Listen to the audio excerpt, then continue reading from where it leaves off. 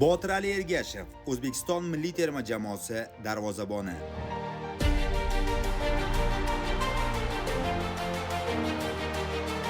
Botir Ali Ergashev 1995-yilda Namangan viloyatining Pop tumanida tavallud topgan. Bolalikdan futbolga mehr qo'ygan. Botir Ali o'zining mehnatsevarligi va qat'iyati tufayli milliy futbolimizda munosib o'rin egalladi.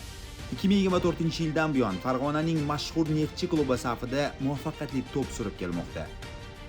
Botir Ali Ergashev yoshlik chog'idayoq xalqaro maydonlarda yurtimiz sharafini munosib himoya qildi. U 2018-yilgi yoshlar o'rtasidagi Osiyo chempionatida g'oliblikni qo'lga kiritdi.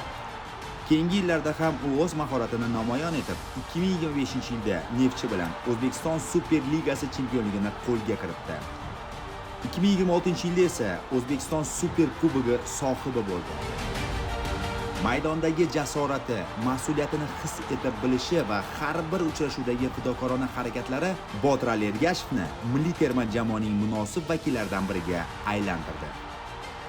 Uning xizmatlari davlatimiz tomonidan munosib baholandi. 2025-yil 6-iyun kuni O'zbekiston iftixori faxriy unvoni bilan taqdirlandi.